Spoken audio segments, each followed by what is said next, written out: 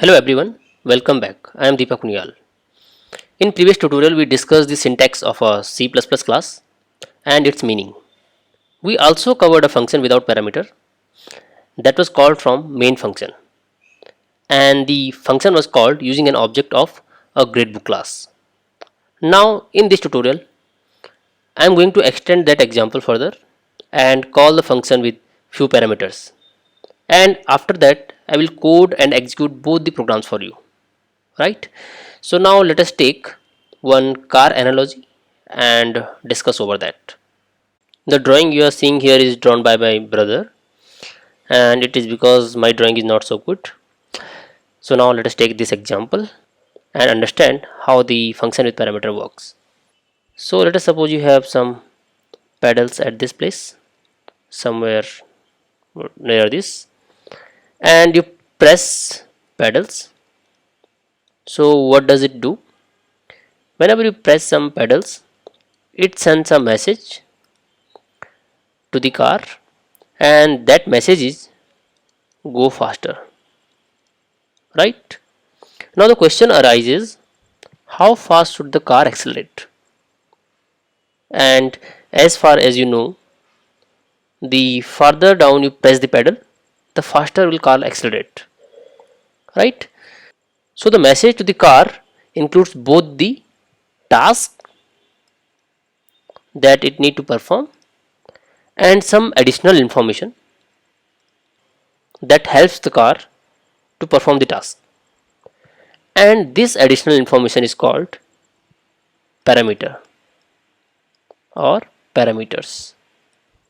And this parameter or this additional information helps the car to determine how fast would it accelerate, right? Similarly, a member function can require one or more parameters that represent additional data it needs to perform its task. So a function call supplies some values, and those values are called arguments. So let us understand it in some other way. Let us suppose you have a function int sum, and it is taking two parameters a and b. So what this sum function is doing, it is returning a plus b. It is as simple as that, right? But somewhere this is being called like this. We can take value of a like 5 and value of b 12, right? So you can suppose that this function is being called from main function, right? So here you can see that you are passing some arguments from here. These are some additional arguments, but from here you are passing these arguments.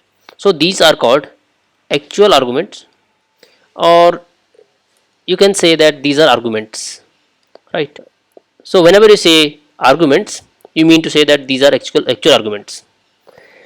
And when we are talking about parameters or formal arguments, or you can also say that these are parameters, but for simplicity we always say that these are arguments that we are passing, and here where we are accepting those arguments as a as some value, there these are called parameters, right? So I hope it is clear now.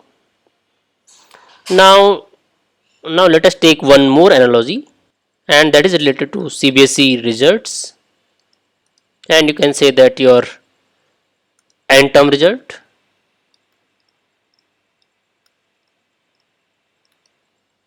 right? So what you are going to do here, you must be having some field where you can enter your roll number, and then there will be a submit button, right? So here you have to enter your roll number. Let us suppose your roll number is 2012567, right?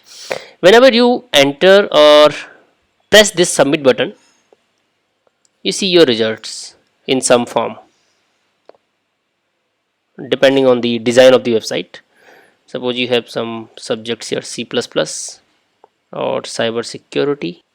Here you could have maximum marks, which could be like 100 and whatever, and then the marks, actual marks you got, and then status, maybe pass or fail in the subject, and so on, right?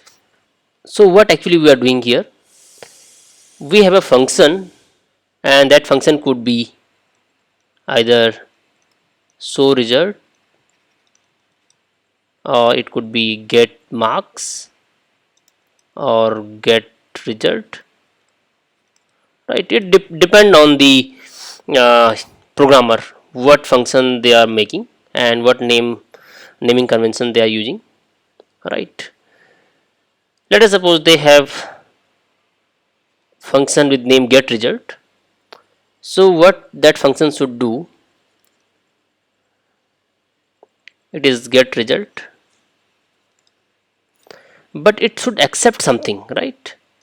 It could be integer as a roll number, or it could be string, whatever it is, but let us take roll number as integer as of now, and it must be returning something, right?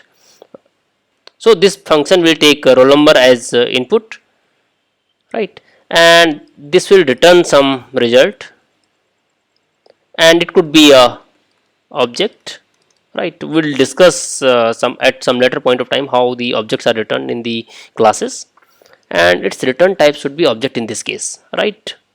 So this is one way of doing that. What could be another way? If it not returns anything, it is quite possible that it just create a function with return type void, and then it could make a function display marks, but it still should take roll number as argument, because without this you will not be able to show marks for any subject, right? Because it decide the candidate's status.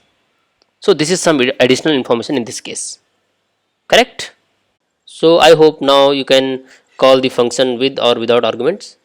Also the difference between actual arguments and formal argument must be clear to you till now, correct? So we have discussed it here. So what I am going to do in next lecture, I will show you that working demo of all the programs that we have discussed till now and execute those programs for you. So I think this is enough for this lecture. I hope this video or tutorial helps you. If you have any doubt or query, you can always write in the comments. I will surely respond back to you. Thank you so much.